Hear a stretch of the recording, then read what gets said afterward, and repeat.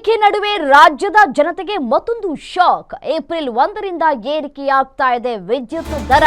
ಎಲ್ಲದರ ದರ ಏರಿಕೆ ಮಾಡ್ಕೊಂಡು ಸಾಕಾಗಿ ಹೋಗ್ಬಿಟ್ಟಿದೆ. ನಮ್ಗಳಿಗೆಲ್ಲ ಸಹಿಸ್ಕೊಂಡು ಹಾಲಿನ ದರ ಏರಿಕೆ ಆಯ್ತು, ಮೆಟ್ರೋ ದರ ಏರಿಕೆ ಮಾಡಬೇಕು ಅಂತ ಪ್ರಸ್ತಾಪ ಆಯ್ತು. ಜನ ರೊಚ್ಚಿಗೆ ಹೇಳೋದೊಂದು ಬಾಕಿ. ಪ್ರತಿ ಯೂನಿಟ್ ದರ 20ರಿಂದ 33 ಪೈಸೆ ಏರಿಕೆ ಮಾಡುವ ಸಾಧ್ಯತೆ ಇದೆ. ದಿನಬಳಕೆ ವಿದ್ಯುತ್ನಲ್ಲಿ ಕೊಂಚ ಏರಿಕೆಯಾಗುವಂತಹ ಸಾಧ್ಯತೆ.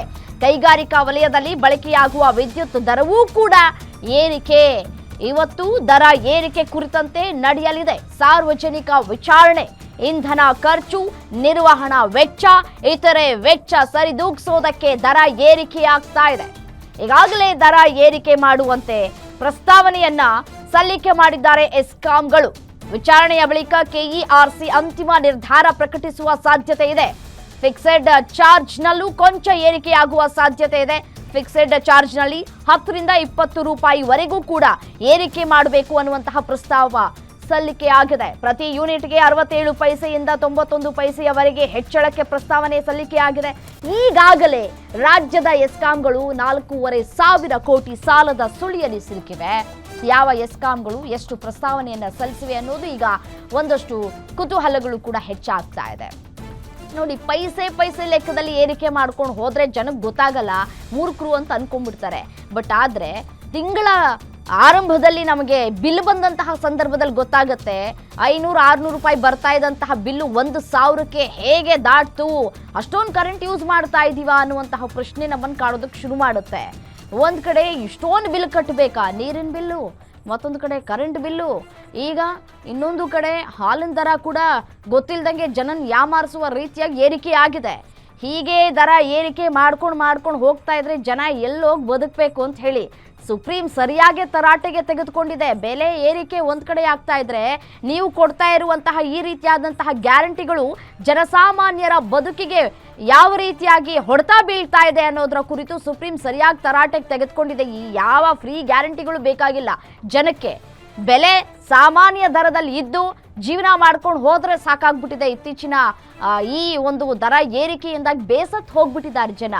ಈಗ ದಿನಬಳಕೆ ಮಾಡುವಂತಹ ವಿದ್ಯುತ್ನಲ್ಲೂ ಕೂಡ ದರ ಏರಿಕೆ ಆಗ್ತಾ ಇದೆ. ಈಗ ಫ್ರೀ ಕೊಟ್ಟಿದ್ದೀರಲ್ಲ, ಸೊ ಹಾಗಾಗಿ ದರ ಏರಿಕೆ ಮಾಡ್ಕೊಂಡು ಹೋಗಿ ನಿಮ್ಮ ಸರ್ಕಾರ ಒಂದ್ ಕಡೆ ಮನೆ ಕಡೆ ಹೋದ್ಮೇಲೆ ಇನ್ನೊಂದು ಸರ್ಕಾರ ಬರುತ್ತೆ, ಆವಾಗ ಅವರು ಕೂಡ ಬೆಲೆ ಏರಿಕೆ ಮಾಡ್ಕೊಳ್ತಾ ಹೋಗ್ತಾರೆ. ಯಾವಾಗ ಬೆಲೆ ಇಳಿಕೆ ಅನ್ನೋದನ್ನ ನಾವು ಕಾಣ್ತೀವಿ ಅನ್ನುವಂತಹ ಪ್ರಶ್ನೆ ಕಾಡ್ತಾ ಇದೆ.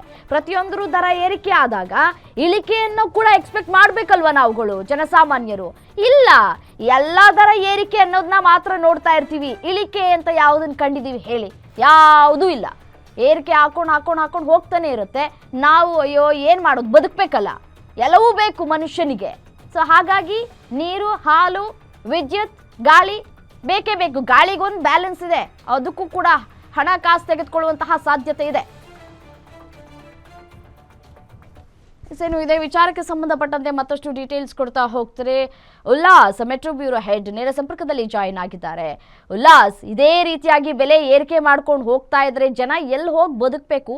ಈಗ ಏನಂತ ಪ್ರಸ್ತಾವನೆ ಸಲ್ಲಿಕೆಯಾಗಿದೆ, ಎಷ್ಟೆಷ್ಟು ಬೆಲೆ ಏರಿಕೆ ಆಗಬಹುದು ಅಂತ? ರಮ್ಯಾ, ಪ್ರತಿ ವರ್ಷ ಏಪ್ರಿಲ್ ತಿಂಗಳು ಬಂದಂತ ಸಂದರ್ಭದಲ್ಲಿ ರಾಜ್ಯದಲ್ಲಿರುವಂತಹ 5 ಎಸ್ಕಾಂಗಳು ಕೆಇಆರ್ಸಿಗೆ ಒಂದು ಪ್ರಸ್ತಾವನೆಯನ್ನ ಸಲ್ಲಿಸ್ತವೆ. ಯಾಕೆಂದ್ರೆ ಪ್ರತಿ ವರ್ಷ ನಾವು ನಮ್ಮ ನಿರ್ವಹಣಾ ವೆಚ್ಚ ಆಗ್ಬೋದು, ಸಿಬ್ಬಂದಿಗಳ ವೆಚ್ಚ ಆಗ್ಬೋದು ಜಾಸ್ತಿ ಆಗ್ತಾ ಇದೆ. ಸೊ ಹೀಗಾಗಿ ಪ್ರತಿ ಯೂನಿಟ್ಗೆ ಇಂತಿಷ್ಟು ಪೈಸೆಯನ್ನ ಹೆಚ್ಚಳ ಮಾಡಿ ಅನ್ನುವಂತ ಒಂದು ಮನವಿಯನ್ನ ಮಾಡ್ಕೊಂಡು ಬರ್ತಾ ಇರುವಂತದ್ದು ಹಿಂದೆಂದಲೂ ಕೂಡ ನೋಡ್ಕೊಂಡು ಬರ್ತಾನೆ ಇದೀವಿ. ಸೊ ಇದೀಗ ಬೆಲೆ ಏರಿಕೆಗಳ ನಡುವೆನೆ ಮತ್ತೊಮ್ಮೆ ಇಡೀ ರಾಜ್ಯದ ಜನತೆಗೆ ಮತ್ತೊಮ್ಮೆ ಕೆಇಆರ್ಸಿ ಶಾಕ್ ಕೊಡ್ಲಿಕ್ಕೆ ಸಿದ್ಧತೆಗಳನ್ನ ಮಾಡ್ಕೊಳ್ತಾ ಇದೆ. ಸೊ ಇದಕ್ಕೆ ಪೂರಕ ಎನ್ನುವಂತೆ ಇವತ್ತಿಂದ ಸಾರ್ವಜನಿಕರಿಂದ ಅಭಿಪ್ರಾಯವನ್ನ ಸಂಗ್ರಹಿಸುವಂತ ಕೆಲಸಕ್ಕೆ ಕೆಇಆರ್ಸಿ ಮುಂದಾಗ್ತದೆ. ಮೂಲಗಳ ಪ್ರಕಾರ ರಾಜ್ಯದಲ್ಲಿ ಇರುವಂತಹ ಬೆಸ್ಕಾಂ ಆಗಿರುವುದು, ಮೆಸ್ಕಾಮು, ಚೆಸ್ಕಾಮು, ಹೆಸ್ಕಾಮು ಅಂದ್ರೆ 5 ವಿದ್ಯುತ್ ಪೂರೈಕೆ ಕಂಪನಿಗಳೇನಿದಾವೆ ಎಲ್ಲವೂ ಕೂಡ ಕೆಇಆರ್ಸಿಗೆ ಒಂದು ಪ್ರಸ್ತಾವನೆಯನ್ನು ಸಲ್ಲಿಸಿದ್ದಾರೆ ಅನ್ನುವಂಥದ್ದು ಗೊತ್ತಾಗಿದೆ. ಪ್ರತಿ ಯೂನಿಟ್ಗೆ ಕನಿಷ್ಠ 80 ಪೈಸದಿಂದ 97 ಪೈಸೆ ತನಕ ಒಂದು ಯೂನಿಟ್ಗೆ ಹೆಚ್ಚಳ ಮಾಡಿ ಅನ್ನುವಂತಹ ಒಂದು ಪ್ರಸ್ತಾವನೆಯನ್ನ ಕೆಇಆರ್ಸಿಗೆ ಕೊಟ್ಟಿದ್ದಾರೆ ಅನ್ನುವಂಥ ಒಂದು ಮಾಹಿತಿ ಸಿಗ್ತಾ ಇದೆ. ಅಂದ್ರೆ ಕಾರಣ ಪ್ರತಿ ಯೂನಿಟ್ಗೆ ಇಂತಿಷ್ಟು ಪೈಸೆ ಹೆಚ್ಚಳ ಮಾಡಿ ಅನ್ನುವಂತಹ ಒಂದು ಕಾರಣ ಯಾವ ಒಂದು ಕಾರಣಕ್ಕೆ ಕೊಟ್ಟಿದ್ದಾರೆ ಅಂತಂದ್ರೆ, ಪ್ರತಿ ವರ್ಷದಿಂದ ವರ್ಷಕ್ಕೆ ಕರೆಂಟ್ ಕನೆಕ್ಷನ್ ಅನ್ನ ಪಡ್ಕೊಳ್ತಾ ಇರುವಂತಹ ಗ್ರಾಹಕರ ಸಂಖ್ಯೆ ಹೆಚ್ಚಾಗ್ತಾ ಇದೆ. ಸೊ ಅವರಿಗೆ ನಾವು ವಿದ್ಯುತ್ತನ್ನ ಪೂರೈಕೆ ಮಾಡ್ಬೇಕಾಗತ್ತೆ. ಹಾಗೇನೆ ನಿರ್ವಹಣಾ ವೆಚ್ಚನೂ ಕೂಡ ಜಾಸ್ತಿ ಆಗ್ತಾ ಇದೆ. ಸೊ ಇವೆಲ್ಲವನ್ನು ಕೂಡ ಸರಿದೂಗಿಸ್ಬೇಕು ಅಂತಂದ್ರೆ ಅನಿವಾರ್ಯವಾಗಿ ನಾವು ವಿದ್ಯುತ್ ದರವನ್ನ ಏರಿಕೆ ಮಾಡ್ಲೇಬೇಕು ಅನ್ನುವಂತಹ ಒಂದು ಮಾತನ್ನ ಹೇಳೋದ್ರ ಮೂಲಕ ಅಂದ್ರೆ ಬೆಸ್ಕಾಂ ಆಗಿರ್ಬೋದು, ಮೆಸ್ಕಾಮು, ಚೆಸ್ಕಾಮು, ಹೆಸ್ಕಾಂ ಅಂದ್ರೆ ಈಗ ಈ 5 ಕಂಪನಿಗಳು KERC ಗೆ ಪ್ರತಿ ಯೂನಿಟ್ ಗೆ 97 ಪೈಸೆ ತನಕ ಕೂಡ ಹೆಚ್ಚಳ ಮಾಡಿ ಅನ್ನುವಂತಹ ಒಂದು ಪ್ರಸ್ತಾವನೆಯನ್ನ ಸಲ್ಲಿಕೆ ಮಾಡಿದಾವೆ.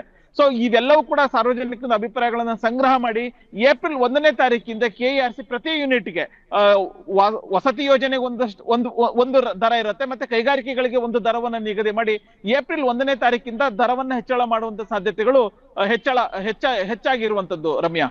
Okay, thank you ಡೀಟೇಲ್ಸ್ಗೆ.